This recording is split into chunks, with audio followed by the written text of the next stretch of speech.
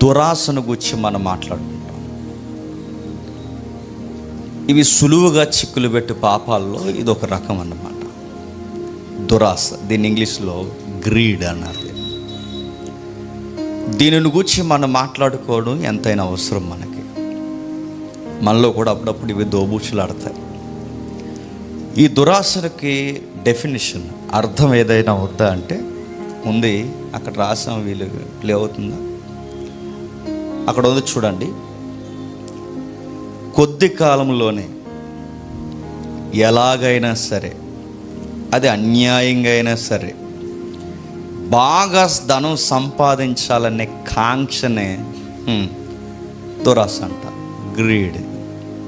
మరలా అడ్డగోలుగా అయినా సరే ఎదిగిపోయి రాత్రికి రాత్రే ధనవంతులైపోవాలని ఆశపడే దాన్నే ఏమంటారంటే దురాశ అంటారు. దాన్ని దురాశ గురించి లెసన్స్ బోర్డర్ స్కూల్ లెవెల్లో చెప్పేవారు, విన్నారా?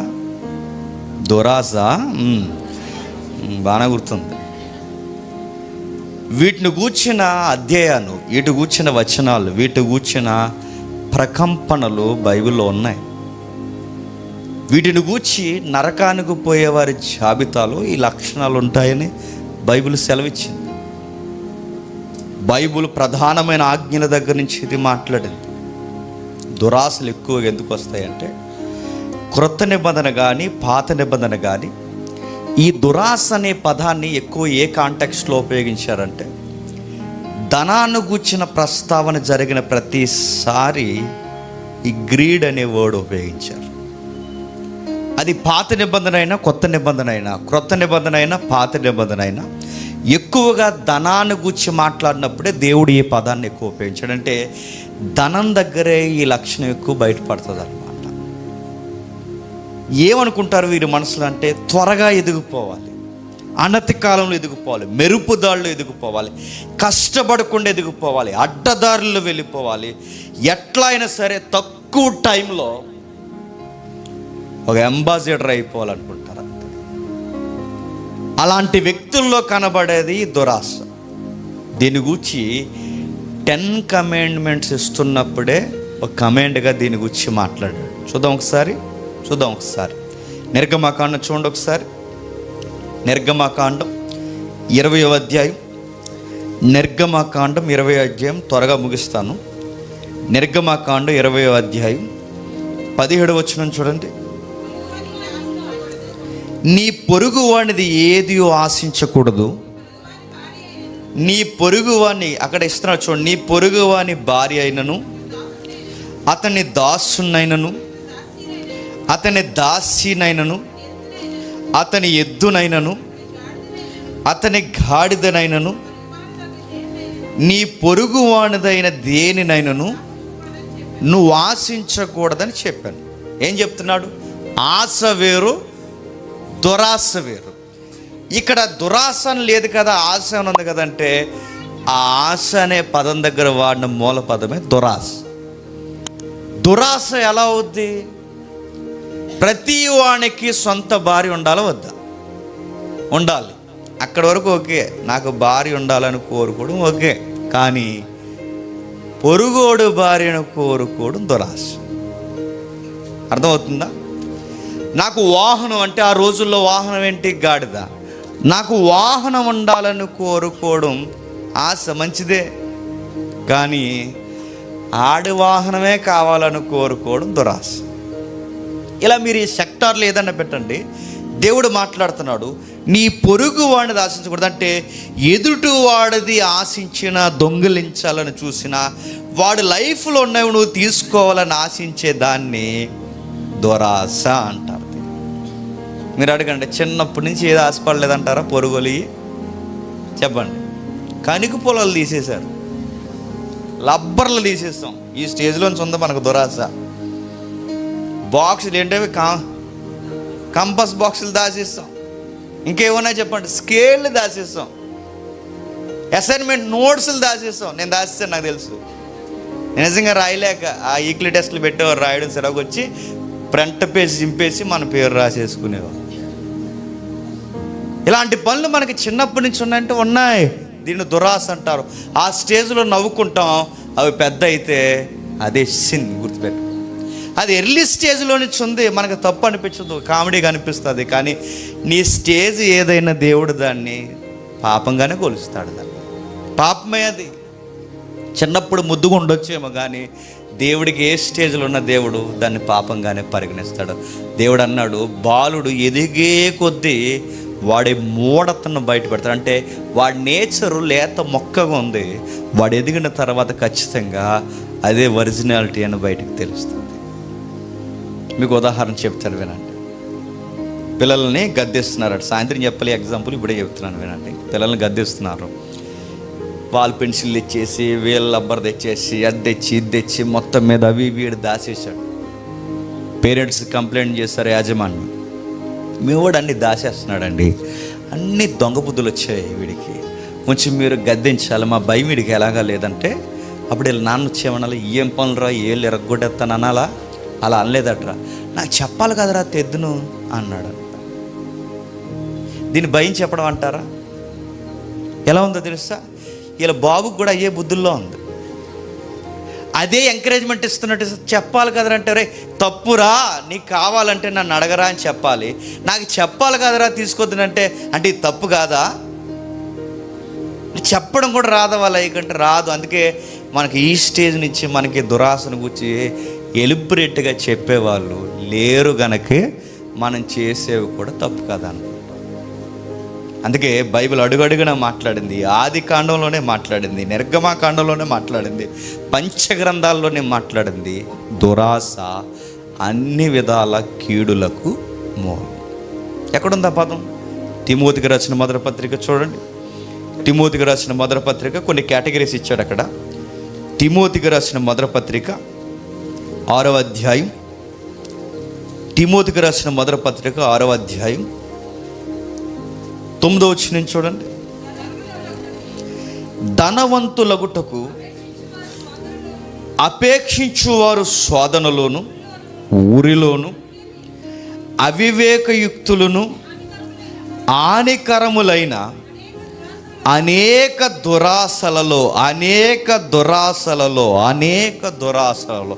దురాశ అనే పదం ఎక్కువ ఎక్కడ వాడుతున్నాడు చెప్పండి? ధనం దగ్గర వాడుతున్నాడు. ధనవంతులగుటకు అపేక్షించువారు అనేకమైన దురాశల్లో పడతారు, వాళ్ళకి అవివేకమైన పనులు చేస్తారు. చూసారు మీరు? బెట్టింగ్ యాప్స్ అంటున్నారు. ఎందుకు బెట్లు కాస్తున్నారా? రాత్రి ఇన్ని డబ్బులు వచ్చేయాలి వాళ్ళకి. మీసో ఆసో అని చెప్పి ఎవడో ఫోన్ చేస్తాడు, ఆడో సో ఎత్తాడు మనకి. అందులో జాయిన్ అయితే ఈ పర్సంటేజ్ మీరు బాగా ఎక్కువ షాపింగ్ చేస్తారు, అందుకే మీకు ఆఫర్ వచ్చింది, మీకు మెసేజ్ పంపుతాం, దాన్ని క్లిక్ చేసిన తర్వాత మీ ఓటీపీ చెప్పండి అనగానే ఎంత వస్తుంది ఏంటి అని అడిగారట. మీరు ఒక 10,000 షాపింగ్ చేశారు కనుక మీకు ఒక 60,000 70,000 వస్తాయంటే, అలా వచ్చేస్తాయంటే నిజం మేడం జీ మీకు వస్తాయి అనగానే నొక్కేసిందట పిచ్చిది. ఉన్న డబ్బులు పోయాయి. 70,000 ఎత్తాను, 70,000 మొత్తం అకౌంట్లో తీసేసుకున్నాడు. అయ్యో డబ్బులు పోయాయని వచ్చింది. ఇప్పుడు ఎవడు చెప్తావు? ఎక్కడ దొరుకుతాడు? ఆడు ముంబై వాడా, ఢిల్లీ వాడా, చైనా వాడా? ఆన్లైన్ దొంగతనాలు అనేవి పట్టుకోవడం చాలా కష్టం. సైబర్ క్రైమ్లో కూడా 24 hours లోపు ఎఫ్ఐఆర్ పడకపోతే నీ జేజమ్మ దిగొచ్చినా నువ్వు పోయిన డబ్బులు మళ్ళీ తిరిగి రావు. నేను సీరియస్గా చెప్తున్నాను. అందుకే వచ్చిన ప్రతిదాన్ని నొక్కకండి. బ్లూ లింక్ వచ్చిందని ప్రతిదాన్ని నొక్కకండి. ఇంకోటి చెప్పిన ట్రూ కాలర్ త్వరగా హ్యాక్ అవుద్ది. ఇంకోటి చెప్పిన ఫేస్బుక్ మెసెంజర్ కూడా త్వరగా హ్యాక్ అవుద్ది. ఇవి సైట్లు హ్యాక్ అయ్యే సైట్లు ఇవి. మరొకటి చెప్పిన కొన్ని ఉన్నాయిలండి, కొన్ని ఉంటాయి. ఆ లింక్స్ మీకు ఇస్తే త్వరగా హ్యాక్ అయిపోతాయి. ఫోన్ చాలా డెడ్ ఈజీ హ్యాక్ అవడం. ట్రూ కాలర్లో వాళ్ళ పేరేటో చూసేద్దాం అనుకుంటాం, నువ్వేటో చూసేస్తాడు ఆతులోడు. గుర్తెట్టుకో, చాలా ఈజీ. ప్రతి లింకులు నొక్కడం. ఇదిగో దురాశలు అంటే అడ్డగోలుగా ఎదిగిపోవాలి. ఏదో ఒక ఆఫరు ఈ మధ్యకాలంలో చెప్తున్నారు, ఇంటికాడ ఖాళీగా ఉండి ఏం చేయాలి నాకు ఆ ఊసిపోవట్లేదు, ఖాళీగా ఉండే బదులు డబ్బులు సంపాదించవచ్చు కంటే ఎలా అని అడిగారట. అడిగితే అప్పుడు చెప్పారు, రమ్మి ఆడకపోయావా అన్నారట. రమ్మి ఆడితే వచ్చేద్దా? మామూలుగానే పేకాట ఆడితే డబ్బులు పోతాయి. అలాంటి పేకాట నువ్వు మొబైల్లో ఆడితే నువ్వే పోతావు. గుర్తెట్టు. ఇవన్నీ దురాశ. జోదాల వల్ల ఎదిగారన్న వాళ్ళని ఒకరిని చూపించండి. ఈడు జోదాల వల్ల ఈ బంగ్లా కొనడం చూపించండి. ముందు 10 వస్తుంది, ఆశగా ఉంటుంది, తర్వాత 20 పోతుంది, తర్వాత 20 వస్తుంది, ఆశగా ఉంటుంది, తర్వాత 50 పోతుంది. చివరికి పోయింది ఎలా తెచ్చుకోవాలి తెలియక అప్పు చేస్తావు, ఇంట్లో చెప్పలేక సూసైడ్ చేసుకో. తమ్ముడు ఒకరోజు ఎగ్జాంపుల్ చెప్పాడు, విన్నారా? మీరు చాలా ఉదాహరణలు మీరు చూస్తున్నారా? జోదాలాడి త్వరగా ఎదిగిపోవాలంటే కష్టపడరు. చక్కగా ఇలాంటి షెడ్లో ఎక్కడ దగ్గర కూర్చొని మొక్కలాటలు ఆడతారనమాట. అంటే రాత్రి ఎదిగిపోవాలి. ఎలా ఎదిగిపోతావు? అడ్డగోలుగా ఎలా ఎదిగిపోతా అంటే ఈ దుర్మార్గమైన ఆలోచనలే మనుషుల్ని చెరిచేస్తాయండి, పాడు చేసేస్తాయండి, చచ్చిపోతారు చివరికి. అవివేకమైన పనులు. ఆ మధ్యకాలంలో చెప్పేవారు, ఆయన కూడా చచ్చిపోయాడు అనుకుంటా, అగ్రిగోల్డ్ ఈనాడు కదా, చనిపోయాడు ఆయన కూడా. అగ్రిగోల్డ్ తెక్కట్టేసేవారని అందరూ తెలివైనోలే. ఆ రోజుల్లో అందరూ తెలివైనోలే, మనమే తెంగరోళ్ళు. అందరూ తెలివైనోలే. అగ్రిగోల్డ్, అయ్యో మీరు అగ్రిగోల్డ్ కట్టలేదా? కట్టలేదండి, కట్టండి, గోల్డ్ అయిపోద్ది లైఫ్ అన్నారు. అగ్రిగోల్డ్ అగ్రిగోల్డ్ అగ్రిగోల్డ్ అగ్రిగోల్డ్ అగ్గేసి వెళ్ళిపోయారు వాళ్ళు. ఏదో రోల్ గోల్డ్ అయిపోయింది. ఇది అగ్రిగోల్డ్ ఏది? అగ్రిగోల్డ్ లేదు, గోల్డ్ కట్టించుకున్నవాడు లేడు, రామోజీ లేడు. ఇప్పుడు ఆ అకౌంట్స్ ఎవరు జవాబు దానికి? ఇప్పుడు ఎవరు చెప్తారు? ఒక మాట గుర్తుపెట్టుకోండి, యథార్థంగా రెక్కల కష్టాన్ని నమ్ముకున్నవాడు గుప్పెడే మెతుకులు తిని ఆనందంగా ఉండగలడు. గుర్తుపెట్టుకోండి. నువ్వు సంపాదించినది నువ్వు యథార్థంగా సంపాదించి దేవుడి మీద అనుకుంటే నీ సంపాదన, మళ్ళీ చెప్తున్నాను, దేవుడు చెమ్మట కూడా పట్టనవ్వకుండా కాపాడుతాడు. అడ్డంగా ఎదిగిపోవాలి. ఆడినెత్తి మీద 10 రూపాయలు, ఈడినెత్తి మీద 10 రూపాయలు, అక్కడ 100 ఇక్కడ 100, దుర్మార్గమైన దుర్వ్యాపారాలన్నా చేసి ఏదోలా ఎదిగిపోతానంటే ఎలా ఎదిగిపోతాం? ఒకడు అన్నాడండి, నాకు చాలా తిక్కలేసిందండి, ఎదురుగా లేడు కానీ, ఏం పనులు దొంగ వ్యాపారాలు అన్నీ చేస్తున్నావు, తప్పు కదా, అలాంటి పనులు చేయకని అడిగితే ఏమన్నాడు చెప్పనా? అది బిజినెస్సే, కష్టపడుతున్నాం అన్నాడు. అది బిజినెస్సేనంట. దొంగ పనులు చేయడం బిజినెస్ అంటారు దాన్ని. రాత్రికి ఎదగాలనుకుంటున్నావు, రాత్రి ఎదగాలనుకోడు కాదు, రాత్రే దేవునికి ఉగ్రత పాత్ర అయిపోతాం. చాలామంది మీరు చూడండి, గవర్నమెంట్ జీతాలు ఇస్తుంది, పైనుంచి తీసుకోరు, డైరెక్ట్ అకౌంట్లో పడిపోతాయిలేండి. కింద నుంచి చేతులు పెడతారు. నువ్వు కింద నుంచి చేతులు పెట్టు, నీ కింద నుంచి కుళ్ళిపోకపోతే అడుగు. అవయవాలు కుళ్ళిపోవడమో, కాళ్ళు చేతులు ఏదో ఒకటి జరగడమో, ఏదో ఒకటి జరుగుతుంది. ఏదో ఒక ఎప్పొత్తు అవుద్ది. నువ్వు సంపాదించినంత పట్టుకెళ్ళి హాస్పిటల్కి పెట్టుబడులు పెడతావు. అన్యాయపు సొమ్ము పెద్దలు అన్నారు, పాముతో సమానం, కాటేస్తుంది. బైబిల్ అంటుంది, ఈ డబ్బులు ఎదిగిపోవాలనుకున్న వాళ్ళు మైండ్లెస్ పనులు చేస్తారట. అవివేకమైన ఇవే యుక్తమైనవని అవివేకయుక్తమైన పనులు చేస్తారట. అడ్డంగా ఎదిగిపోవాలనుకుంటారట, దుర్మార్గమైన పనులు చేస్తారట, స్వాదంలో పడతారట, ఊరిలో పడతారట, కిందకి మనుషులను నష్టాల్లో, నాశనంలో ముంచేస్తున్నాయని తెలిసిన వాటి వైపుకి వెళ్తారట. చివరికి ఎక్స్ట్రీమ్ ఏం రాశాడు తెలుసా? విశ్వాసం నుంచి తొలగిపోతారు. దేవుళ్ళలోంచి తొలగిపోతారంటే తొలగిపోతారు. ఇది చాలా భయం వేసే పదం అండి. విశ్వాసం నుంచి అంటే వీటన్నిటికీ రూట్ కాజ్ ఏంటి చెప్పండి? మనీ. వీటన్నిటికీ ఎఫెక్ట్ మూలం ఏంటి చెప్పండి?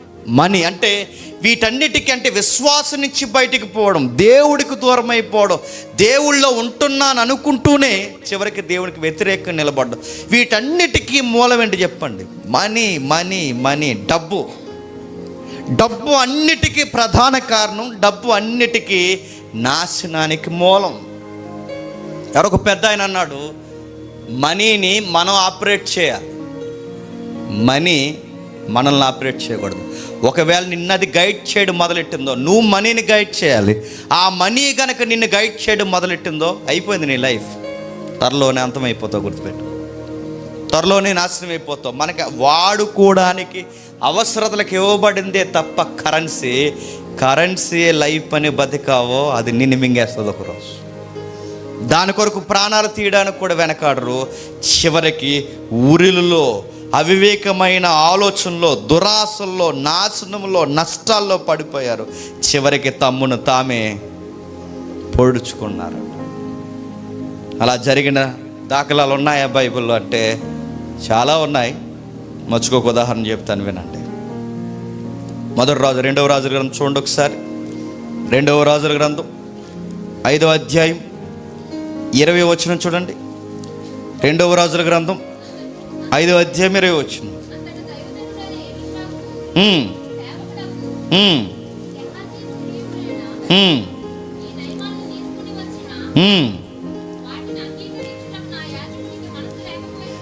వాటిని అంగీకరించుటకు నా యజమానికి మనస్సు లేకపోయినా కానీ యెహోవా జీవము తోడు నేను పరిగెత్తుకొని పోయి అతన్ని కలుసుకొని అతని యొద్ద ఏదైనా తీసుకుందననుకుని నయమానుని కలుసుకొనుటకై పోవుచుండగా నయమాను తన వెనక నుండి పరుగున వచ్చుచున్న వాడిని చూసి తన రథము మీద నుంచి దిగి వాణ్ణి ఎదుర్కొని క్షేమమా అని అడిగాను. అతడు నా యజమానుడు నా చేత వర్తమానము పంపి ప్రవక్తల శిష్యులలో 2 యవనులు ఎఫ్రాయిము మన్యము నుంచి నా యొద్దకు ఇప్పుడే వచ్చిరి గనక మీరు వారి కొరకు 2 మనుగుల ఎండియు దయచేయమని సెలవిచ్చుచున్నాడని అని ఆగుదాం ఒకసారి. ఆగండి. రాయబడిన సంగతులు మీరు చూసారా? ఎలాంటి పదాలు ఆయన ఉపయోగిస్తున్నాడు? యెహోవా జీవము తోడు. ఈ అడ్డగోలు సంపాదన కొరకు ఎవరి మీద ఒట్లేస్తున్నాడండి అంటే, దురాశ ఎక్కువైపోతే, ధనం మీద వ్యామోహం ఎక్కువైపోతే బైబిల్ మీద ఒట్టేస్తాం చెప్పండి, దేవుడి మీద ఒట్టేస్తాం చెప్పండి, బిడ్డల మీద ఒట్టేస్తాం. ఇక భయమే ఉండదు, ఎంతైనా ఒట్టేయడానికి రెడీ. మీరు అనుకుంటారండి ఒట్టేస్తే ఏమవుదని. ఎవరన్నారు ఏమవుదని? ఎవరన్నారు ఏమవుదని? మీ మాట అవునంటే అవును, కాదంటే కాదు. ఈరోజు మీరు ఒట్టేస్తున్నారు, ఏం కాదనుకోకండి. చాలామంది భయం లేని మనుషులు ఉంటారండి. స్నానం చేసి వచ్చి దేవాలయంలో అంటే స్నానం చేసి చర్చిలో బైబిల్ మీద మేము ప్రమాణం చేస్తామంటే, నా చిన్నప్పుడు ఒకరు ఇలాగే చేసిందండి. ఒక వ్యభిచారి, ఎక్కడే అడ్రస్ ఏంటో అడగండి, ఇంకా బతుకు ఉంది. చిన్నప్పుడు ఎలాగా చేసింది, అడ్డగోలు అబద్ధం ఆడేసింది. వ్యభిచారి, పచ్చి వ్యభిచారం చేసి అడ్డగోలు అబద్ధం ఆడేసింది. దేవాలయంకి వచ్చి పాస్టర్ గారు ముందు పెట్టారు, స్నానాలు చేసి వచ్చారు. స్నానాలు చేసి వచ్చి ఆ బలిపీఠం ముందు, ఆ బైబిల్ ముందు ప్రమాణం చేసేసింది. ఏం కాదనుకుంది. After 1 week పిచ్చుకోక కరిసేసింది. ఈ రోజుకి తనకి ఎప్పుడు ర్యాబీస్ లక్షణాలు వస్తున్నాయని బిక్కు అని భయంతో బతుకుతుంది. ఈ రోజుకి ఒకటి తినకూడదు, ఒక దిక్కున ఉండకూడదు, ఒక వాతావరణం పడకూడదు. ఏమన్నా తేడా వచ్చిందంటే బాక్సులు ఎట్టేస్తారు. చూసారా? ఏం కాదనుకోకండి, ఎఫెక్ట్ చూపిస్తాడు దేవుడు ఖచ్చితంగా. ఎక్కడ పడితే అక్కడ గ్యాసి ఒట్లేస్తున్నాడు, దేవుడి మీద ఒట్టు. రెండో అబద్ధం ఏంటో తెలుసా? మా గురువు గారే పంపించాడు అన్నాడట. గురువుగారు పంపించారు, ఈయన గారు వచ్చారు చెప్పు. మా గురువు గారు పంపించాడు. నేను ఇంకా ఇక్కడ ఉండగానే మరొక విషయం, మా ప్రవక్తల శిష్యుల్లో ఎవరిని, ప్రవక్త అనే పదం కూడా వాడేసుకుంటున్నాడండి. ప్రవక్త అనే పదం వాడేస్తున్నాడు, యెహోవా మీద ఒట్టేసేస్తున్నాడు, గురువు గారిని అడ్డం పెట్టేస్తున్నాడు. చివరికి ఎంత భయం లేని పనులు చేస్తున్నాడంటే, మా శిష్యుల్లో నేనే నెంబర్ 1 శిష్యుని అంటున్నాడు. ఎంత బాధాకరమైన విషయం. అమాయకుల్ని వెనకాల 2 వెనకేసుకొచ్చాడు, వాళ్ళు నిలబెట్టాడు. మా గురువు గారు ఇమ్మని చెప్పాడు. పరుగెత్తుకుని వెళ్ళిపోయాడు. విషయం ఏంటో తెలుసా? నాశనం కొరకు పరిగెత్తుకుని వెళ్ళాడు. పరిగెట్టాడట. మీరు సీను ఊహించుకుంటున్నారా? ఎంత ఆశో, ఎంత ఉరుకులు పరుగులు జీవితం. పరిగెట్టుకుని వెళ్ళి అడిగేస్తే గురువు గారికి తెలిసిపోయింది. అక్కడే మన ఇంటిగ్రిటీ పోద్దండి, గుర్తుపెట్టుకోండి.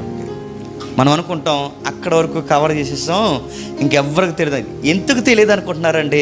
రహస్యమైనది ఎప్పటికైనా బయటికి రాకుండా ఖచ్చితంగా వస్తుందండి. మన ఆత్మీయత చచ్చిపోద్ది. అప్పటి వరకు మనల్ని ఎలా ఊహించుకుంటారు, సడన్గా మన క్యారెక్టరు అబద్ధాలు ఆడే క్యారెక్టర్ అని తెలిసిన తర్వాత వాళ్ళ దృష్టిలో మనం డౌన్ అయిపోతాం. ఇంకా అది ₹1,000,000 ఎట్టు కొన్నా రాదండి. లక్షల రూపాయలు పోసి నేను తెచ్చుకుంటానని రాదండి. మరలా నేను యథార్థంగా ఈ రోజు నుంచి నమ్మరు. ఇంకా గురువు అడిగేశాడు, ఏం గెహజీ ఏం చేస్తున్నావు? నువ్వు ఆ వెనకాల పరిగెట్టుకుని వెళ్ళినప్పుడు నా మనసు నీతో పాటు రాలేదా? ఏం పనులు అయ్యి? రేపో మాపో తాత్కాలికంగా ఉండి వెళ్ళిపోయి లోకంలో వెళ్ళిపోయి మనకి ఈ ద్రాక్ష తోటలు, ఎండి బంగారాలు, తెచ్చుకున్న వస్త్రాలు ఇవి ఏమైనా లైఫ్ లాంగ్ ఎటర్నిటీలో ఉంటాయనుకుంటున్నావా? నువ్వు చేసిన దుర్మార్గమైన పని. నీకు మాట చెప్తున్నాను, ఎవరి దగ్గరికి వెళ్ళైతే తెచ్చుకున్నావో ఆ మనిషి వస్తూ మన దేశంలో ఒకటి వదిలేసి వెళ్ళిపోయాడు. కుష్టి. నీకు మాట చెప్తున్నాను, ఇదే దేవుడు నీకు అనుగ్రహించుగాక. ఏం తెచ్చుకున్నాడు తెలుసా? కుష్టి వ్యాధి తెచ్చుకున్నాడు. గెహజీ మిస్ అయింది ఏంటి చెప్పనా? ఏలియా వెళ్ళిపోతే ఎలీసాకి యెహోవా ఆత్మ 2 పాలు వచ్చింది. ఇప్పుడు ఎలీసా వెళ్ళిపోతే మళ్ళీ ఆ కేటగిరీని మెయింటైన్ చేసేది ఎవరు చెప్పండి? గెహజీ. నెక్స్ట్ ఎలీసా తర్వాత ఎవరు? గెహజీ. అంటే ఏలియా తర్వాత ఎలీసా, ఎలీసా తర్వాత గెహజీ. ఇలాంటి ఉన్నతమైన ఆత్మ నడిపింపుని దురాశ చేత ఏం చేశాడు చెప్పండి? పోగొట్టుకున్నాడు, ఊరేసుకున్నాడు మెల్లో. కుష్టి తెచ్చుకున్నాడు జీవితానికి. ఇంకా ఏం చేసుకున్నాడు జీవితానికి? అవమానం తెచ్చుకున్నాడు. ఎప్పుడు గెహజీ చరిత్ర, ఎప్పుడు ఈ 2024 ఈ రోజుకి గెహజీ యొక్క ఉదాంతం మనం మాట్లాడుకుంటున్నామంటే తరాలకు గుర్తుండిపోయేలా మనం చేసిన అబద్ధాల దురాలోచనలు దేవుడు బయటపెట్టేస్తాడు. ఒకరోజు ఏదో రోజు బయటికి తెలిసిపోతాం. ఆ రోజు అలా ఉండేవారట, ఇలా చేసేవారట, ఇదంట గెహజీ అంట, ఎలీసా అంట, ఇలా అయిపోయాడంట. ఈ రోజుకి పిల్లలకి కథల్లా చెప్పుకుంటున్నాం. దురాశలో గెహజీ కుష్టి వ్యాధి తెచ్చుకున్నాడు. అందుకేనండి మనీతో చాలా జాగ్రత్తగా ఉండాలంటే, ధనంతో చాలా జాగ్రత్తగా ఉండాలి. అది నేను గొప్పవాడిని చేయడమే కాదు, అదే ధనం నిన్ను ఏం చేస్తాను చెప్పు, చాలా క్యారెక్టర్ లేని వ్యక్తిగా కూడా నేను నిలబెడతాను. ఎక్కడైనా పని చేస్తున్నప్పుడు, ఎక్కడైనా వర్క్కి వెళ్తారుగా, ఆఫీసులో కానీ ఎక్కడో దిక్కున మీకు విలువైనవి ఏమైనా కనబడవచ్చు. మీ ఆఫీసర్కి తెలుసు ఖచ్చితంగా ఆ రూములో మర్చిపోయాడు అన్న సంగతి. కానీ నువ్వేం చేస్తావు తెలుసా? ఇంకెవరికి తెలియదులే ఇక్కడ ఉంది, నేను నొక్కేద్దామని నువ్వు అనుకుంటావు. ఆ రోజు తీస్తేనే ఎవరు చూడలేదు, మూడో కన్ను చూడలేదు, ఎవరు చూడలేదు, దేవుడు చూడలేదని ఎలాగనుకుంటావులే. ఎవరో చూడలేదని తీసేసుకుంటావు. తర్వాత ఆఫీసర్ కనుక, ఆయన ఆఫీసర్ అంటే కొంచెం తెలివైనడు కనుక ఆఫీసర్ అయ్యాడు, నువ్వు తెలివితేటలేవు కనుక అక్కడ ఉన్నావు. ఆఫీసర్ ఆలోచిస్తాడు, నేను వెళ్ళిపోయాను, తర్వాత ఎవరు వచ్చారు, పలానా వచ్చారు, వాళ్ళ టైమింగ్ ఎంత ఉంది, నెక్స్ట్ ఎవరు వచ్చారు, వాళ్ళ టైమింగ్ ఎంత, నెక్స్ట్ అడుగుతారు గేట్ దగ్గర ఎక్కడో దిక్కున, వాళ్ళు ఎన్నింటికి వెళ్ళారు, వీళ్ళెన్నింటికి వెళ్ళారు, టైం గ్రాఫ్ బయటకు తీస్తారు, ఖచ్చితంగా దొరికేస్తారు. నువ్వు తీసినట్టు ఎగ్జాక్ట్ సీసీ ఫొటోస్ లేకపోవచ్చేమో కానీ అనుమానాల్లో ఎవరి మీద ఉంటాయి చెప్పు? నీ మీద.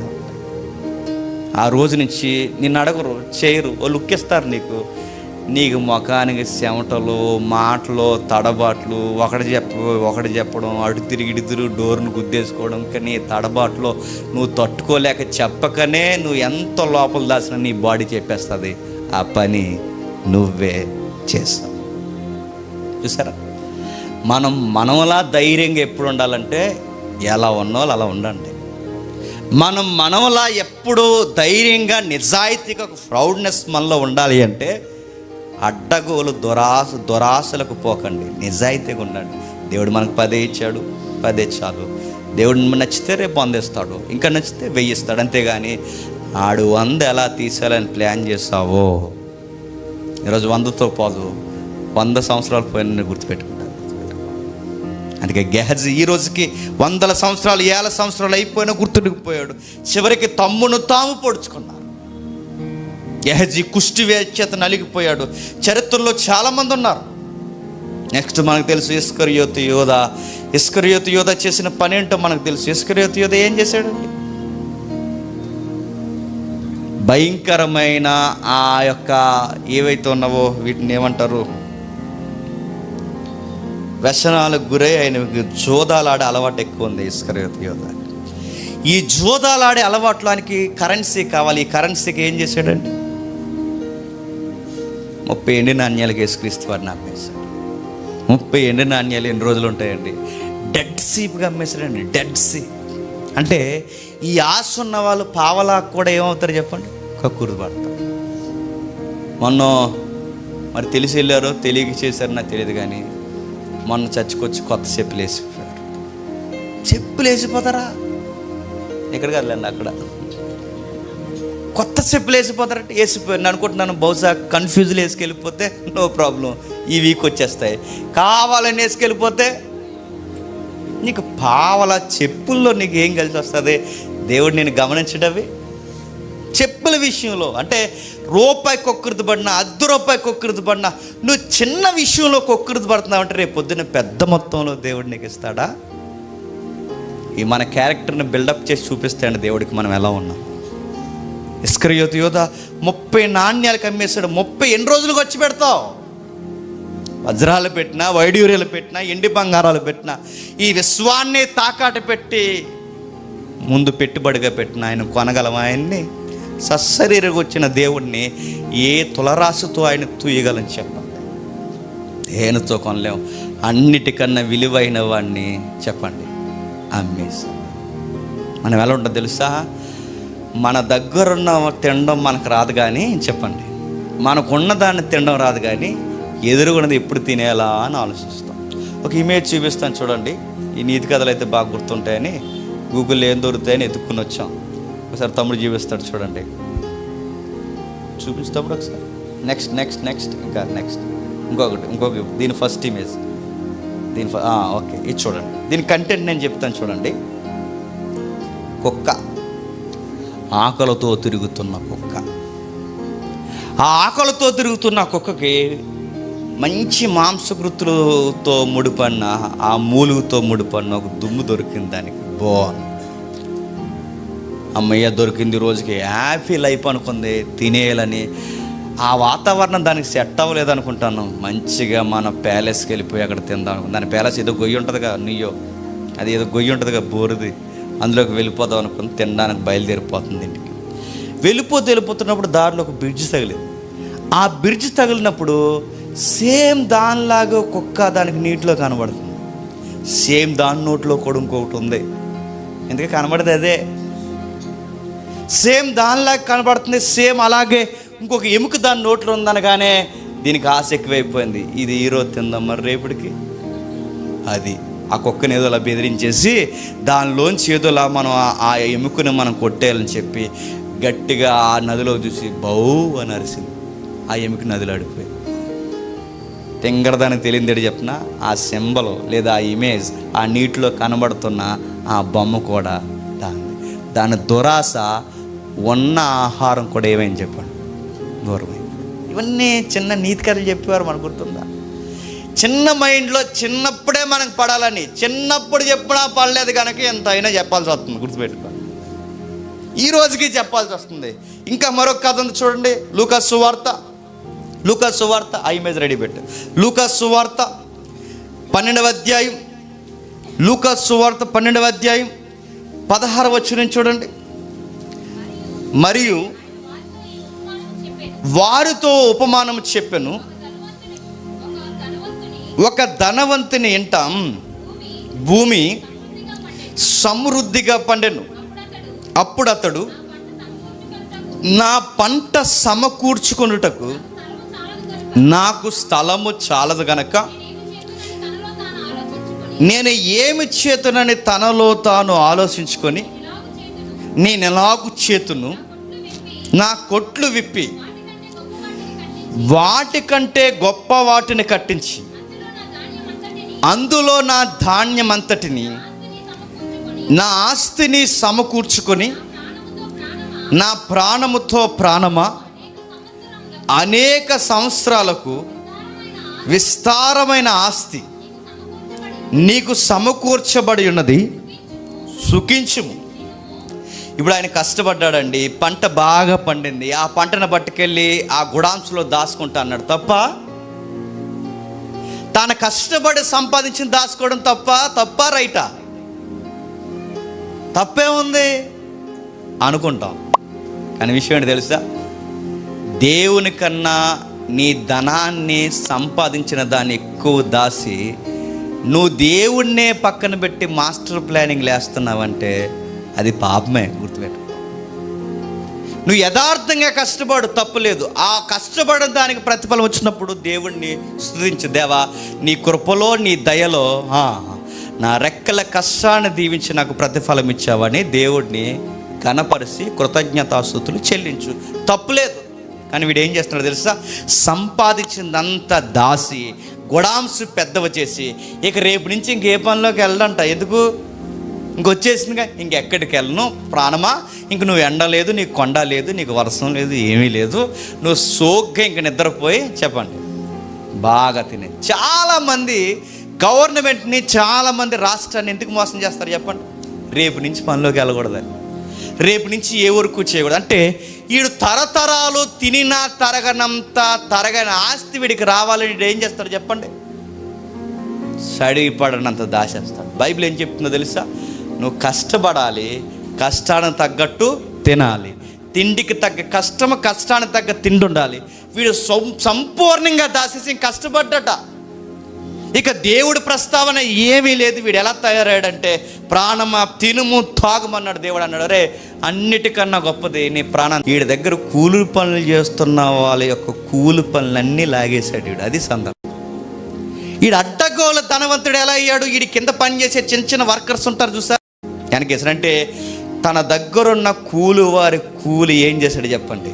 వీడు బిగించాడు. ఆ కూలంతా వీడు పోగేసుకున్నాడు. కింద కష్టపడిన వారి కష్టాడ దొంగిలించి వెనకేసుకున్నాడు. అందుకే దేవుడు వారి మొరను విని దేవుడు వారి ప్రార్థనకి జవాబు ఎలా అన్నాడు? నీ ప్రాణం అడుగుతున్నారు, ఎందుకంటే వాళ్ళ కూలి పనులు నువ్వేం చేసావు?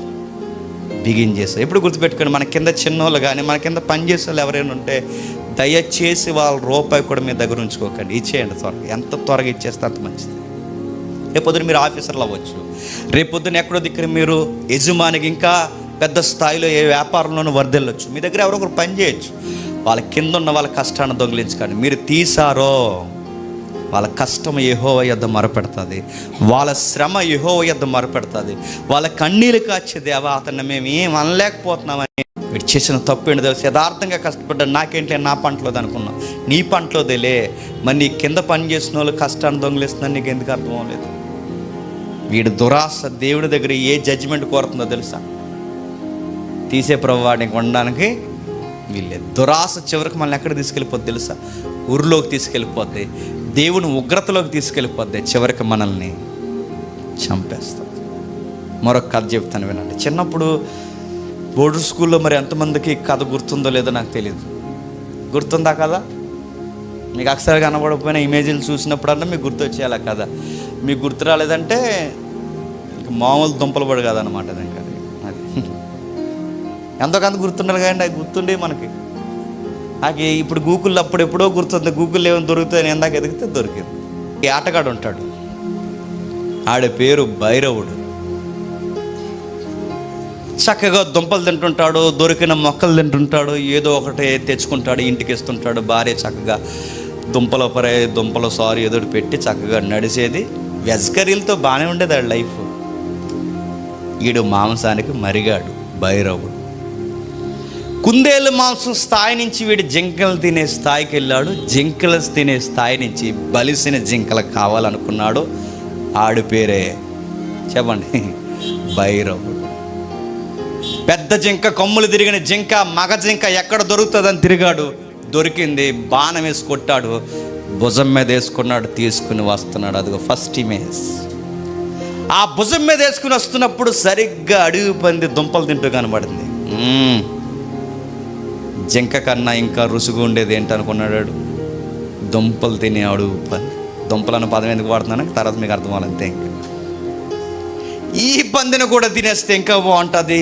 ఈడ దురాశ చూడండి, ఆ జింకను తినడానికి 2-3 రోజులు పడుతుంది. ఇప్పుడు పంది అవసరం అంటారా?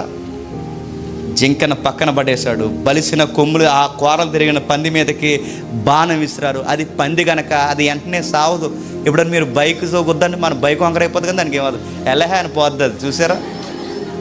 కారు గుద్దామా డూమంతా ఎగిరిపోద్దండి, బంపర్ ఎగిరిపోద్దండి, దానికి ఏమవుదు, పెద్ద సీరియస్గా తీసుకోదు, అది ఎలరా అని పోతుంది అది. అలాంటిది దానికి వేస్తాడు అడుగు పందికి. అడుగు పందికి వేస్తే ఆ దెబ్బ తగిలింది, త్వరగా సావదు. పంది త్వరగా సావదు, అది అన్ని జంతువుల్లో బలంగా ఉంటుంది. ఆ ఇసురుకుంటూ ఆ గాయ కరెక్ట్గా రొమ్ముకి తగిలింది. ఇసురుకుంటూ వచ్చి ఆ తిరిగిన ఆ కూరలు ఏవైతున్నావో సరిగ్గా వీడికి డొక్కలో పొడిచేసింది. తాడి మీద అది. ఆ డొక్కలు ఎప్పుడైతే పొడుస్తుందో ఈ మనిషికి అన్ని సున్నితమైన అవయవాలన్నీ ఎక్కడ ఉంటాయిగా మనకి, కాలియం, ఇవన్నీ గుండె, ఇవన్నీ ఎక్కడైతే ఉందో ఇక్కడ తగిలేసరికి వాడు అక్కడే చచ్చిపోయాడు. కొంతసేపటికి వాడు వేసిన బాణం గాయానికి అది కూడా చచ్చిపోయింది. ఈ ఇరువురు కుమ్ములాట్లు అంటే ఈ పంది ఈ భైరవుడు ఇరువురు కుమ్ములాట్లో తెలియకుండా అటువైపు వెళ్ళిపోతున్న ఆ కుమ్ములాట మధ్యకు పాము వచ్చింది. ఆ పాముని వీళ్ళిద్దరు కలిసి తొక్కేస్తే ఆ పాము కూడా చచ్చిపోయింది. ఎన్ని ఉన్నాయండి ఐటెంలో? జింక, పంది, పాము, భైరవుడు. అప్పటికే వారం రోజుల నుంచి ఆకలితో తిరుగుతుంది ఒక గుంట నక్క. ఎప్పుడు ఆకలితో తిరుగుతున్న దానికి, ఎందుకంటే నక్క ఏటాడలేదు, దానికి అంత సీన్ లేదు, దానికి ఎదవ ఐడియాలు తప్ప దానికి అంత సీన్ లేదు. ఏటాడగలదు అది. ఏ పులో తినేసిన మాంసమో, ఏ సింహం వదిలేసిన మాంసమో, ఏ చిరుతో వదిలేసిన మాంసం తినడం తప్ప అది సొంతంగా ఏటాడగలదు అది. అందుకే వదిలేసిన ఆహార పదార్థాలు ఎక్కడ దొరుకుతాయేమని దేవుడా తిరుగుతుంది అడవంతా. ఆ ఎండిపోయిన నక్క వచ్చింది, చూసిన వెంటనే ఇన్ని జీవులు ఒకేసారి కనబడ్డాయి. దేవునికి ప్రైజింగ్ చేసింది ఏటో మరి. వెంటనే అబ్బా ఎంత ఆహారం దొరికేసింది. పంది, జింక, పాము, చెప్పండి, భైరవుడు, 4. దానికి ఒక లిస్ట్ కూడా ఇచ్చాడు. ఈ మనిషిని తినడానికి ఎంతో టైమింగ్ ఇచ్చాడు. ఇప్పుడు నేనే చదివాను ఒకసారి. 1 నెల, పందిని తినడానికి 2 వారాలు, 2 నెలలు. ఇక పాముని అది తినడానికి 1 వారం లేదా ఒక 2-3 రోజులు అది మొత్తం మింగేస్తే సరిపోద్ది. ఇలా లెక్కలు వేసుకుంటే ఒక 3 వారాలు ఎక్కడికి వెళ్ళాల్సిన అవసరం లేదు. 3 వారాల ఫుడ్ నాకు సరిపోయింది, అమ్మయ్య అనుకుందా. 3 నెలల ఫుడ్ సరిపోయిందని అనుకునే అమ్మయ్య అనుకుందట. అంతా బాగుంది, 3 నెలలకు తినేస్తాం. మరి ఈరోజు ఏం తినాలంటే అది తినచ్చుగా. 3 నెలలకు తింటానో బాగానే ప్లాన్ చేసింది. ఇప్పుడు 3 నెలల ఫుడ్ ఉందో తినొచ్చుగా, తినలేదట. అప్పుడు ఏం చేసిందో తెలుసా? ఏటగాడు వదిలేసిన ధనుస్సు ఉందిగా, బాణం, వింటున్నారు. ఆ వదిలేసిన తర్వాత దానికి ఇలాగా తోలుతో కడతారు, ఇలా తీసి దాన్ని యూసేపు కడతారు. వింటున్నారమ్మా? అది కట్టిన తర్వాత ఇది ఏమనుకుందంటే, ఇవన్నీ తర్వాత రేపు నుంచి తిందాం, ఈ రోజుకి ఈ కట్టిన ఈ తోలు నరం ఏదైతుంది తినేసి బతికేద్దాం అని చెప్పి సరిగ్గా బాణం చివరిని కొరికింది అది తినేద్దాం. ఇలా ఉంచి కడతారు కదండి.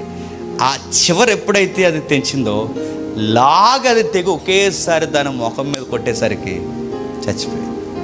ఇప్పుడు చెప్పండి, దురాశ కింద రాస్తారు కొటేషన్లో, టెక్స్ట్ బుక్లో ఉంటుందండి ఇది. దురాశ, చెప్పండి, దుఃఖానికి చేటు. ఏమర్థమైంది? దానికి చక్కటి ఆహారం దొరికింది, తినొచ్చుగా. మనం వెళ్ళటం చెప్పినా మన దగ్గర ఉన్నది మనకు తినడం చేత కాదు. చెప్పండి, నాకు బిర్యానీ కావాలి, తినే చచ్చిపో, బిర్యానీ తినేసి. నీకు మంచి ఆహారం నచ్చదు నీకు, నాకు అది కావాలి, నాకు ఇది కావాలి. ఒకడు ఉండేవాడండి మా చిన్నప్పుడు, ఆడికి ఆకులో వేస్తేనే తినేవాడు. ఆకులు వేయాలి ఆడికి, కంచంలో నచ్చదు ఆడికి. ఆకులు వేస్తే ఆకు ఫీలింగ్ అన్నమాట ఆడికి. నేను అడుగుతున్నాను, ఆకులు అంటే ఇప్పుడు భోజనాలు జరుగుతుందని ఫీల్ అవ్వాలి, కొంచెం సాంబార్ వేయండి అంటాడు. మనమే వేసేది అక్కడ. నీకు అర్థమవుతుంది? మనుషుల ఫీలింగ్స్, దురాశలు ఏం చేస్తుంది తెలుసా? రాను మనల్ని పాడు చేస్తే, దిగజారుస్తే, చివరికి మనకి ఉరులు, నష్టాలు, నాశనాలు కలగజేసి ఎక్స్ట్రీమ్ ఏంటో తెలుసా? దేవునికే మనల్ని దూరం చేసేస్తాం. అందుకే నేను చెప్తున్నాను, డబ్బు మీద ఆశ ఉండొచ్చు, అది ఎంతవరకు ఉండాలో అవసరం వరకే ఆశ ఉండాలి. ఏదన్నా కొనుక్కోవాలని ఆశ ఉండొచ్చు, అది ఎంతవరకు ఉండాలో అంతవరకు ఆశ ఉండాలి. కానీ మనమే రాత్రికి రాత్రి ఎదిరిగిపోవాలని ఆలోచించారో, నక్క ఎలా చచ్చిందో చెప్పండి, యోధ ఎలా చచ్చాడో చెప్పండి, ఎలీసా ఎలా చనిపోయాడో చెప్పండి. అలాంటి నష్టాల్లో మన గ్రహజీ ఏ విధమైన కుష్ఠులోకి నశించిపోయాడో అలాంటి నష్టాల్లోకి వెళ్ళిపోతాం. కొన్ని రెఫరెన్స్ చూద్దాం. పేతురు రాసిన 2వ పత్రిక, పేతురు రాసిన త్వరగా ఈ రెఫరెన్స్ చూడండి. పేతురు రాసిన 2వ పత్రిక 2వ అధ్యాయం 14 వచ్చిన చూడండి. పేతురు రాసిన 2వ పత్రిక 2వ అధ్యాయం 14 వచ్చిన. ఆశించుచు పాపము మానలేని కన్నులు గలవారును, అస్థిరులైన వారి మనస్సులను మరులు కలుపుచు లోబత్వమందు దురాశకు వాడిన మరో ఒక పదమే లోబత్వం. లోబి అంటారు చూసారా, లోబులు అంటారు చూసారా. లోబి అంటే దురాశకు మరి ఒక పర్యాయ పదం లోబత్వం. పేతురు అంటున్నాడు, వ్యభిచారం ఎలాంటిదో చెప్పండి, లోబత్వం కూడా అదే కేటగిరీ. అంటే వ్యభిచారం కేటగిరీ వేరు, లోబత్వం దురాశ కేటగిరీ వేరు అనుకోకండి. ఈక్వల్గా కొలుస్తాడు దేవుడు. రెండు ఒకే కేటగిరీలు వేసి ఒకే పనిష్మెంట్ ఇస్తాడంట. అంటే వ్యభిచారాన్ని దేవుడు ఎంత సీరియస్గా తీసుకుంటాడో చెప్పండి, లోబత్వాన్ని కూడా అంతే సీరియస్గా తీసుకుంటాడు. మరొక పదం చూడండి, మార్కు సువార్త 7వ అధ్యాయం, మార్కు సువార్త 7వ అధ్యాయం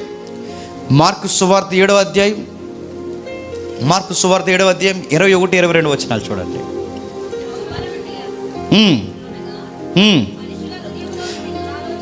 మనుషుల హృదయాల్లో నుంచి ఆలోచనలు చూసారా, లోపల నుంచి స్టార్ట్ అవుతాయంటే మానవ హృదయంలో గూడు కట్టుకుని ఉన్నాయి దురాలోచనలు. అంటే వ్యభిచారపు ఆలోచనలు లోపల నుంచి వస్తాయి, దొంగతనపు ఆలోచనలు లోపల నుంచి వస్తాయి, ఎదుటి వారిని ఆశించే ఆలోచనలు లోపల. అంటే వీటన్నిటికీ కేర్ ఆఫ్ అడ్రస్ ఎక్కడని చెప్పండి, హృదయంలో నుంచే వస్తాయి. మరొక వచనం చూడండి, సంఖ్యాకాండం 11వ అధ్యాయం, 11వ అధ్యాయం చరిత్రలో రాయబడిన మరొక విషయం. 31వ వచనం చూడండి, సంఖ్యాకాండం 11వ అధ్యాయం 31వ వచనం నుండి. ఒక గాలి బయలుదేరి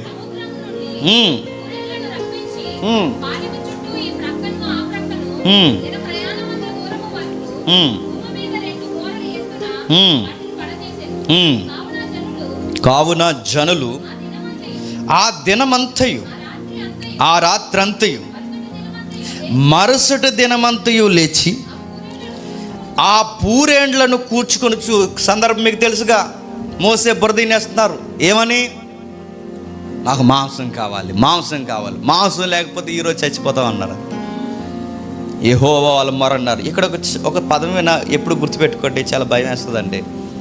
కొన్ని మొండి ప్రార్థనలకు జవాబు వస్తుందా అంటే చెప్పండి, వస్తుందా అనడానికి ఇదే గుర్తు.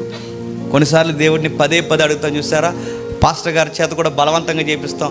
మాకు ఎట్లా అయినా సరే అది వచ్చేయాలండి, ఆ జాబ్ వచ్చేయాలండి, మాకు ఎట్లా అయినా సరే అది కలిసి వచ్చేయండి, ఎట్లా అయినా సరే. కొన్ని మొండి ప్రార్థన చేయకూడదండి. దేవుడు ఆలస్యం చేస్తున్నాడంటే, దేవా నీ చిత్తం ఎలా ఉంటే అలా జరిగించు, నేనైతే నీకు ప్రార్థన చేస్తాను, నీ చిత్తం అయితే నాకు అనుగ్రహించు, నీ చిత్తం కాకపోతే వదిలే ప్రభు అని ప్రార్థించడం ఉత్తమ లక్షణం. ప్రభు మాకు ఎలాగైనా ఇచ్చే ప్రభు అంటే నీ మొండి ప్రార్థనలు కొన్నిసార్లు జవాబులు ఇచ్చేస్తాడు, తీసేసుకోవాలి. వీళ్ళకి కూడా ఇచ్చాడు మొండి ప్రార్థన, మాకు మాంసం కావాలి. మోసే నువ్వు దేవుడిని అడుగు, మాకు మాంసం కావాలి. వీళ్ళ విజ్ఞాపనకి మోసే ప్రార్థించాడు, ఆ మొండి ప్రార్థనకి జవాబు వచ్చేస్తుంది. పూరేళ్ళు తూర్పు గాలి చేత వచ్చి వాళ్ళ రోడ్ల మీద పడిపోతే ఇదిగో ఎన్ని మూరలట, 2 మూరల ఎత్తు. అంటే 2 మూరల ఎత్తు అంటే ఎంత సైజు అంటే 2 మూరల ఎత్తు మీరు చూడండి ఎంత సైజు మాంసం అలా రోడ్డు మీద పడిపోయిందంట. రాత్రి పగలు కూర్చేసుకున్నారట. ఎన్ని రోజులు తినేస్తారో మరి. రాత్రి పగలు కూర్చేసి తినేద్దాం అనుకున్నారట. మాంసం వాళ్ళు ఎక్కువగా తినేసి 33వ వచనంలో చూడండి, ఆ మాంసం ఇంకా వారి పండ్ల సందుల్లో ఉండగానే అది నమలక మునిపే యెహోవా కోపం జనుల మీద రగులుకొనెను, యెహోవా తెగులు చేత వారిని బహుగా బాధించెను. మాంసాపేక్ష గల వారిని జనులు అక్కడ పాతి పెట్టినందున ఆ స్థలానికి క్రీబోతు హతావా అని పేరిటారు. కింద ఫుట్ నోట్ ఇచ్చాడు చూడండి, దురాశ. వీళ్ళు ఎందుకు చచ్చిపోయారు చెప్పండి? మాంసం తిన్నది కదండి.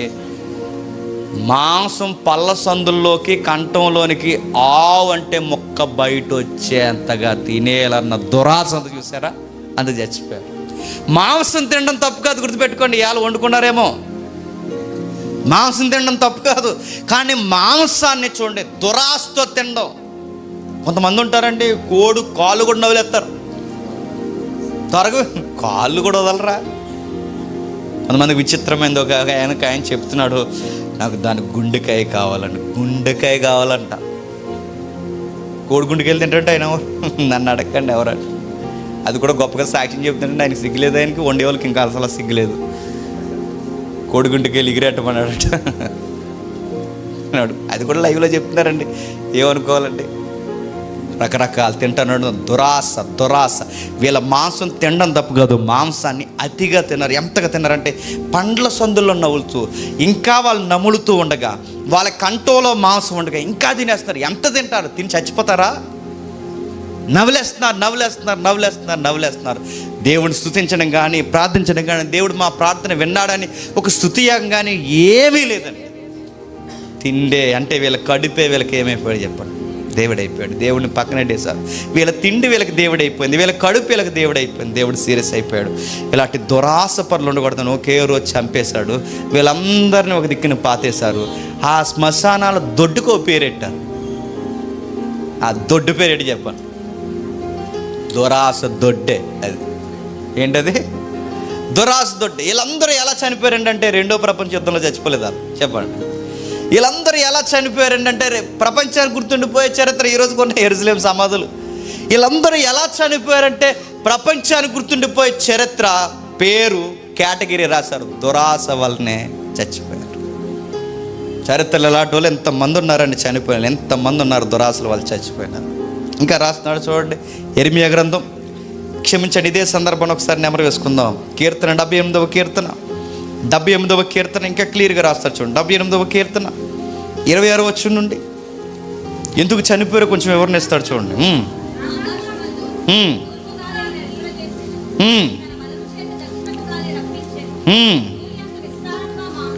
ధూళి ఎంత విస్తారముగా మాంసమును, సముద్రపు ఇసుక రేణువులంతా విస్తారముగా రెక్కల గల పిట్టలను ఆయన వారి మీద కురిపించెను. వారి దండు మధ్యను, వారి నివాస స్థలముల చుట్టూను ఆయన వాటిని వ్రాలింపచేసెను. వారి కడుపార తిని తనిసిరి. వారు ఆశించిన దాన్ని ఆయన అనుగ్రహించెను. వారి ఆశ తీరకముందే ఆహారం ఇంకా వాళ్ళ నోళ్ళలో ఉండగానే దేవుని కోపం వారి మీదకు దిగను. వారిలో బలిసిన వారిని, ఆ పదం ఎలా రాశారు చూడండి, వారిలో బలిసిన వారిని ఆయన సంహరించును. ఆకలి కొరకు తిన్నవారు వేరు, బలిసి తిన్నవాళ్ళు వేరు. ఆ పూటకి గుప్పడి మెతుకులు తిని వెళ్ళిపోయే వాళ్ళు వేరు, ఆకలి తీరిపోయిన ఇంకా బలిసి తినడం వేరు. అందుకే దేవుడు చంపేశాడు వాళ్ళని. రాత్రికి రాత్రి వచ్చిన అద్భుతమైన కార్యం పగలకి శాపమే కూర్చుంది, చనిపోయారు. శ్మశాన వాటికి అయిపోయింది ఆ పల్లె ప్రాంతం అంతా. 106వ కీర్తన చూడండి. 106వ కీర్తన వచనాన్ని రాసుకోండి. 106వ కీర్తన 14వ వచనం. అరణ్యములో వారు బహుగా ఆశించిరి, ఎడారులో దేవుణ్ణి శోధించిరి. వారి కోరినది దేవుడు వారికి ఇచ్చెను, అయినను వారి ప్రాణానికి వారికి క్షీణత కలగజేసు. ఏం రాస్తున్నాడు చూడండి, ఆయన్ని శోధించిరి. ఇస్తాడా ఇవ్వడా, ఇస్తాడా ఇవ్వడా. కొన్ని ప్రార్థనలు ఎలా అడుగుతాం తెలుసా? దేవుడు ఇస్తాడా ఇవ్వడా. కొన్ని ప్రార్థనలు చూసారా, దేవుడిని అనుమానించినట్టే ప్రార్థన చేస్తుంటారు. అలా చేయకూడదండి. దేవుడు ఇచ్చినా ఇవ్వకపోయినా, దేవుడు చేసినా చేయకపోయినా, దేవుడు జవాబు ఇచ్చినా ఇవ్వకపోయినా, ఈ నిర్ణయాల మీద మన విశ్వాసం ఉండాలి తప్ప దేవుడు ఇస్తాడంటారా ఇవ్వడంటారా. ఒకసారి మనం ఈ వారానికి ఈ ఫ్రైడే ఉపవాసం ఉండి ప్రార్థన చేద్దాం, అసలు వస్తుందంటారా రా. నువ్వు ఎవరికి టెస్ట్ పెడుతున్నావు తెలుసా? దేవుడికి పరీక్ష పెడతావు. ఇక 3 వారాలు సరిగ్గా 4 శుక్రవారాలు ఉంటానండి, వచ్చే నెలకల్లా నన్ను నెరవేరిపోద్దని అనుకుంటున్నాను. అంటే 4వ వారం అయ్యేసరికి దేవుడు కంగారైపోయి పరలోకంలో, అయ్యో 4వ వారం వస్తుందేంటి అని దేవుడు కంగారైపోతాడు అనుకుంటున్నావా?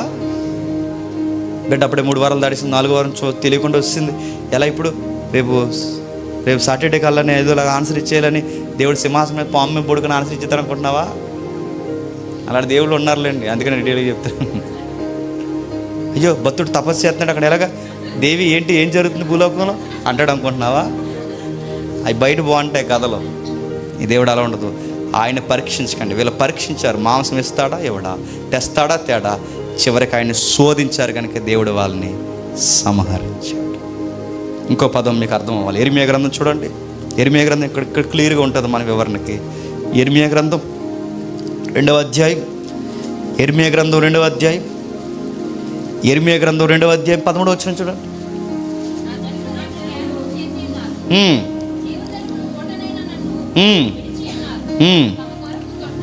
తమ కొరకు తొట్లను అనగా తొలిపించుకునే, ఇది పోలికగా చెప్తున్న ఒక అర్థమైతే చెప్తున్నాడు. జీవజలాల ఓట ఎవరంట? దేవుడట. దేవుడికి ప్రార్థన చేస్తారట. దేవుడు మనకి ఇస్తాడో ఇవ్వడని చెప్పి సొంతంగా వీళ్ళే నీళ్ళ తొట్లు తయారు చేసుకున్నారు. అంటే మనం ఎలా ఉంటాం తెలుసా? ప్రార్థన చేస్తాం, మళ్ళీ బయటికి పోయి మన ప్రయత్నాలు కూడా మనం చేస్తాం. అంటే దీన్ని ఎలా ఉంటుందో తెలుసా? దేవుడిని పూర్తిగా నమ్మమ్మ. ఇవన్నీ ఏ కేటగిరీలోకి వస్తాయి తెలుసా? ఇశ్రాయేలు ఏ కేటగిరీలో పడ్డారో, దురాశలో, దురాలోచనలో, అదే లోభత్వంలో మనం కూడా పడతాం. గుర్తుపెట్టుకో. నేను ముగించేస్తున్నాను.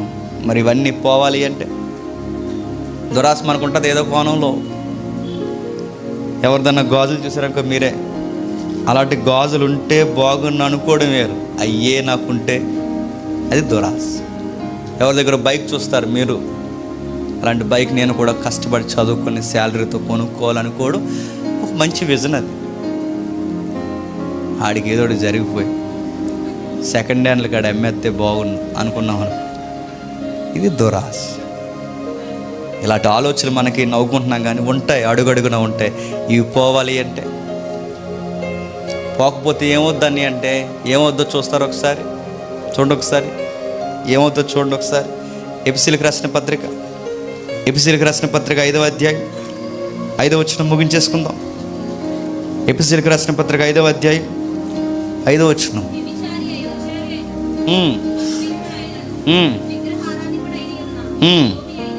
విగ్రహారాధికుడైన లోబి అయినను క్రీస్తు యొక్క దేవుని యొక్క రాజ్యానికి హక్కుదారుడు కాడు. ఇది మీకు భయం వేస్తుందో లేదో? మీకు ఏ పెన్ ఉంటే ఆ పెన్నుతో అండర్లైన్ చేసుకోండి. వ్యభిచారము, విగ్రహారాధన, లోభత్వం, ఇవన్నీ ఏ కేటగిరీ కట? దేవుని రాజ్యానికి హక్కుదారులు కారు. అంటే దురాశ మనలో ఉంటే మనం ఎందులో ఉండని చెప్పండి?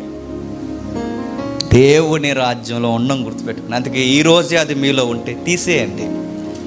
అలాంటి చెడ్డ ఆలోచన మీలో ఏమైనా ఉంటే తీసేయండి. వీటన్నిటికీ ఆరిజన్ ఒకటే, అది మనీతో ముడిపడి ఉంటుంది. ఆ మనీ విషయంలో జాగ్రత్తగా ఉండండి. దురాశలు కలిగిన వారు, లోభత్వం కలిగిన వారు వ్యభిచారులతో సమానం, విగ్రహారాధన చేస్తున్న వారితో సమానం. వీళ్ళందరూ దేవుడి రాజ్యానికి హక్కుదారులు కాదు. దేవుడు ఒకవేళ ఈ రోజుకి నీకు ఇంత చెప్పిన తర్వాత కొనసాగితే ఈరోజే దేవుని రాజ్యంలో నీ పౌరసత్వాన్ని కూడా దేవుడు రద్దు చేసేస్తాడు. మరో మాట చూడండి, కొలసీలకు రాసిన పత్రిక 3వ అధ్యాయం, కొలసీలకు రాసిన పత్రిక 3వ అధ్యాయం 5వ వచనం చూడండి. కొలసీలకు రాసిన పత్రిక 3వ అధ్యాయం 5వ వచనం. భూమి మీద ఉన్న మీ అవయవాలను అనగా జారత్వము, అపవిత్రత,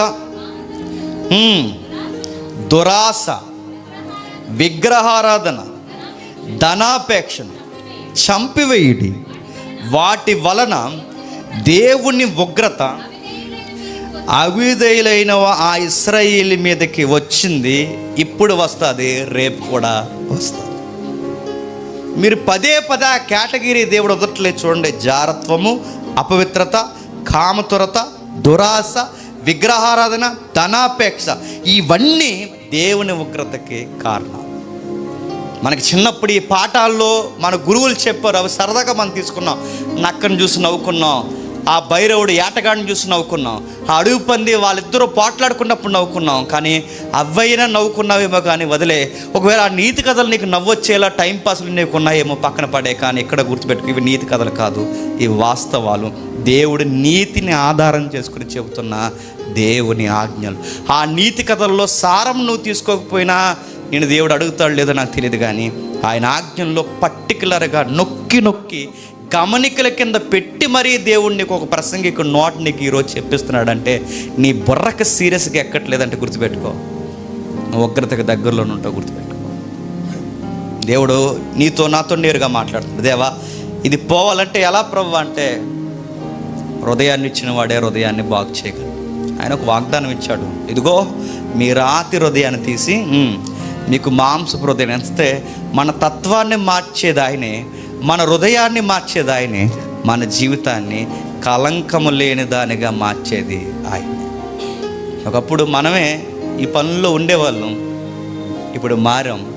రేపొద్దున ఇంకా మారుతాం, ఇంకా దేవుడు మారుస్తాడు. రేపొద్దున్న ఒక సంపూర్ణమైన వ్యక్తిత్వంలో ఒక దేవుడు మనం నిలబెడతాడు. ఆ దేవుడు అనుకుంటాడు ఆ రోజు, చాలు ఇక నువ్వు వచ్చే అని ఓ రోజు మనల్ని తీసుకెళ్ళిపోతాడు. దేవుడు మెల్లమెల్లగా నీ గ్రాఫ్ పెంచుతుంటాడు, స్టేజ్లు మారుస్తుంటాడు, అడుగడుగున పరిస్థితులు నీకు చూపిస్తుంటాడు, నేను కనిపెడుతుంటాడు. అన్ని కన్నులు నీ మీదే చూస్తాడు ఆయన. నువ్వు ఏ విధముగా ఈ దురాశ విషయంలో నువ్వు ఎలా ప్రవర్తిస్తున్నావు చూస్తాడు. ఒకప్పుడు చిన్నప్పుడు నువ్వు కనికి పొలలో దొంగిలించినప్పుడు నేను దేవుడు నవ్వుకోవచ్చు, నీ తల్లిదండ్రులు నవ్వుకోవచ్చు, ఆ స్టేజ్కి నవ్వుకోవచ్చు. రేపొద్దున వయసు పెరుగుతుంది, ఆ స్టేజ్లో గమనిస్తాడు, సరే యవనొస్తాడు చూస్తాడు, నడి వయసు వస్తుంది, మధ్య వయసులో చూస్తాడు, వయసు దాటుతుంది, ఈ సీనియర్టీ పెరుగుతుంది, సంఘంలోకి వస్తావు, ఇంకా అవే పనులు చేస్తున్నావంటే దేవుడు నిర్ణయించుకుంటాడు, ఇటువాడు ఈ సంఘంలో ఉండడానికి వీల్లేదు, గుర్తుపెట్టుకోండి, వీడి భూమి మీద ఉండడానికి వీల్లేదు. దేవుడు నిర్ణయించుకున్నాడో అదే చివరి రోజు అయిపోతుంది, గుర్తుపెట్టుకో. అందరం చేసిన వాళ్ళమే కాదంటలేదు, అందరికి ఎక్కడో దిక్కున దేవునికి విరుద్ధమైన పనులు చేసిన వాళ్ళమే. కానీ ఎప్పుడు ఒకటే బతుకుండకూడదండి. దేవుళ్ళకి వచ్చిన తర్వాత బతుకు రోజు రోజుకి ఏమవాలి చెప్పండి, మారిపోవాలి. అలా మారాలి అంటే మన దేవుడి దగ్గరికి పడి ఏడవాలి, దేవా నాకు ఇలాంటి నేచర్ ఉంది ఏంటి ప్రభా, నన్ను మార్చి ప్రభా, నేను నీ పాదాలు పట్టుకుని బతుకులాడుతున్నాను, నాకు దురాలోచన ఉంది, నాకు లోభత్వం ఉంది, నాకు ఎదుటోళ్ళు బాగున్నా అవి నాకు కావాలని అనిపిస్తుంది, పొరుగు వాళ్ళని ఆశిస్తున్నాను, పొరుగు వారి వస్తువులు ఆశిస్తున్నాను, యథార్థంగా నీ దగ్గర ఒప్పుకుంటున్నాను, నన్ను మార్చిపోవన్నాడు కానీ ఖచ్చితంగా మారుస్తాడు. ఒక మంచి వచనాలు చూసి మనం ముగించుకుందాం. రోమిలికి రాసిన పత్రిక 7వ అధ్యాయం, రోమిలికి రాసిన పత్రిక 7వ అధ్యాయం, రోమిలికి రాసిన పత్రిక 7వ అధ్యాయం 7వ వచనం చూడండి. కాబట్టి ఏమందుము, ధర్మశాస్త్రము పాపమైన అట్లనరాదు, ధర్మశాస్త్రం వలనే కానీ పాపమనగా ఎట్టుదో నాకు తెలియకపోయాను. మూల పదం ఏమి రాశాడు తెలుసా, ధర్మశాస్త్రం వలన అసలు దురాశ అంటే ఏంటో నాకు తెలియలేదు. ఇక్కడ పాపం అని రాశారు కానీ మూలంలో ఎలా ఉంటుంది, ధర్మశాస్త్రం అంటే దేవుని వాక్యము నాకు నచ్చట్లేదా, అలా అనకూడదు. ఎందుకంటే నాకు దేవుని వాక్యమే నాకు తెలియకపోతే అసలు నాలో దురాశ ఎలా ఉందో నాకు ఎప్పటికీ తెలియదు. కాబట్టి దేవుని వాక్యం మంచిది, దేవుని వాక్యం ముందు నేనే మంచిగా లేని ప్రభువా, నీ వాక్యంలో నన్ను నేను అద్దంలో చూసుకున్నప్పుడు నాకు అర్థమైపోతుంది నాలో దురాశ ఉంది, తీసే ప్రభువా అని ప్రార్థన చేయాలి. మరో వచనం చూడండి, గలతీయులకు రాసిన పత్రిక 5వ అధ్యాయం, వచనాలు చాలా ఇంపార్టెంట్ అండి. గలతీయులకు రాసిన పత్రిక 5వ అధ్యాయం 24వ వచనం చూడండి.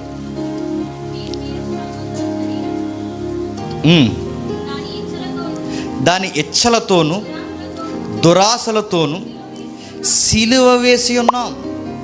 ఏం చేసామంట, మన దురాశలు, మన ఇచ్చలు, మన లోభత్వం, ఏవైతే పదాలు మీరు వాడుతున్నారో ఇవన్నీ ఎవరితో సిలువ వేయబడ్డాయట, ప్రభుతో. అంటే మనం క్రీస్తులోకి వచ్చిన తర్వాత మన పాత స్వభావం, మన లోభత్వం అంతా ఏమైంది చెప్పండి, సిలువ కేసు కొట్టబడింది. ఇక సిలువ వేయబడిన క్రీస్తును వెంబడించిన తర్వాత మళ్ళీ ఏం కనబడకూడదు చెప్పు, ఆ పాత రోత జీవితం మళ్ళీ నీలో కనబడకూడదు. మళ్ళీ కనబడితే మళ్ళీ మరోసారి నీ కొరకు యేసుప్రభు సిలువ వేయబడతాడు అనుకుంటున్నావా? ఈసారి ఆయన సిలువ వేయబడ్డు చెప్పు, నువ్వు సిలువ వేయబడతావు, జాగ్రత్త. ఆయన ఒక్కసారే సిలువ వేయబడ్డాడు, ఆయనలోకి వచ్చావు, ఇక అయిపోయింది. ఆ మేకులేసి కొట్టేస్తాం. ఆ ధర్మశాస్త్రాన్ని మనం పాటించలేని ఆజ్ఞలను, ఆచార కర్మకాండలు ఎలా అయితే సిలువకేసి కొట్టామో, నీతి లేని మన బతుకుల్ని, లోభత్వం కలిగిన మన ఆలోచన కూడా సిలువకేసి కొట్టాం. ఇక మనకి సిలువే శరణ్యము, సిలువ వేపే మనం చూడాలి. దేవుడు కోరుకున్న ఆశను మనం కోరుకోవాలి. ఏం కోరుకోవాలి ప్రభు అంటే, కీర్తనకారుడు అంటాడు, ఆకాశమందు నీవు తప్ప నాకెవరున్నారు, ఇక నాకు ఏది అవసరం లేదు, ఆకాశమందు ఉన్న నువ్వే నాకు కావాలి. ఇప్పుడు చెప్పండి, మనం ఆశపడాల్సింది ఇప్పుడు బంగారం కాదు, ధనము కాదు, ఎండు కాదు, మన పొరుగువారి వస్తువులు కాదు, పొరుగువారి వ్యక్తిత్వాలు కాదు ఇప్పుడు ఆశపడాల్సింది. కీర్తనకారుడు అంటాడు, మనం ఆశపడాల్సింది ఆకాశమందున్న దేవుడినే ఆశపడాలి. దేవా నీవు మాకుంటే చాలు, అదే పెద్ద ఆస్తి. ఇక మాకేమొద్దు ప్రభువా, మాకు బంగారు, ఎండి, ఈ వజ్రాల ధనము మాకు తాత్కాలికమైన ఉపయోగకరమైనవే తప్ప ఇవి మాకంత ప్రియమైనవి కావు, నువ్వే మాకు ప్రియమైనవాడు, నువ్వు ఉంటే మాకు ఆకాశమందు మాకు చాలు, నువ్వే మాకు కావాలని కోరుకోవాలి. చివరికి ఒక వచనం చూసి ముగించుకుందాం. 42వ కీర్తన చూడండి. 42వ కీర్తన మొదటి 2 వచనాలు చూడండి. దుప్పి నీటి కొరకు, నీటి వాగుల కొరకు ఆశపడినట్లు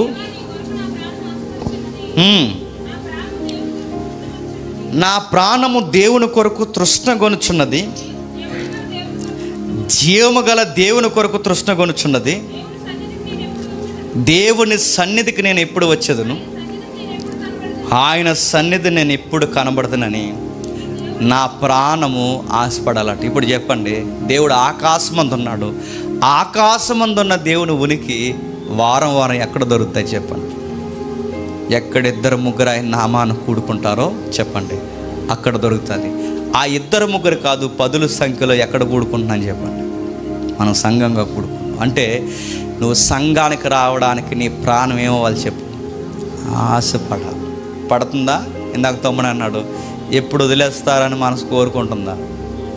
ఇదే దురాశ, గుర్తెట్టుకో. ఇంటికి పోయి ఏం చేస్తావు? డ్రైనేజీలో పడిపోతావా? ఏం చేస్తావు? ఇంటికి పోయి అట్లాడితే వారం అంతా ఇంటికాడే ఏడుస్తాం, మళ్ళీ వెంటనే వెళ్ళిపోవాలి. మనం వారం అంతా ఇంటికాడే కదా ఉన్నాం. మన నీ మనసు కోరుకోవాలి. 1, ఆకాశమందు ఉన్న దేవుని కోరుకోవాలి. 2, ఆదివారం ఎప్పుడు వస్తుందా అని ఎదురు చూడాలి. ఎందుకంటే ఆదివారం దేవుడు నన్ను ముఖాముఖిగా దర్శిస్తాడు, మాట్లాడతాడు, నా క్యారెక్టర్ అంతా బాగు చేస్తాడు, నాలో ఉన్న లోపాలన్నీ ఎత్తి చూపిస్తాడు. ఆ దేవుడు రోజు రోజుకి, వారం వారం నన్ను దగ్గరికి తీసుకుంటాడు. నా తండ్రి సన్నిధికి నేను దగ్గర అవుతానని ఆశతో ఎదురు చూడాలి. ఆదివారం ఎప్పుడు వస్తుందా అని ఎదురు చూడండి. చూస్తున్నారా? వచ్చేసిందని బాధపడుతున్నారా? ఎదురు చూడండి. ఎందుకంటే నీ తండ్రి ముఖాముఖిగా ఈ పులిపేటి మీద నుండి మాట్లాడే రోజే ఈ పునరుద్ధానపు రోజు, ఆదివారం. గుర్తుపెట్టుకో. నీ ప్రాణమిక యేసుప్రభులోకి వచ్చాక ఏం కోరుకోవాలంటే, ఇంక పొరుగు వారివి వస్తువులు ఇవన్నీ కాదు, దేవుడినే కోరుకోవాలి, దేవుని సన్నిధే కోరుకోవాలి. ఇక్కడికి రావాలి, మోకాళ్ళేసి ప్రభురాత్రి భోజనంలో మన చేతులు ముంచుతున్నప్పుడు మన అపరాధముల చేత, పాపముల చేత చచ్చిన మనలను బతికించిన ప్రభు అయిన యేసుక్రీస్తు వారిని జ్ఞాపకం చేసుకొని ఈ సన్నిధిలో మనం ఆనందించాలి. దురాశ చెప్పండి, దుఃఖానికి చేటు. దేవుణ్ణి ఆశించడం నిత్యత్వంలో నీకు సూటు. గుర్తుపెట్టు. దేవుడిని దీవించు.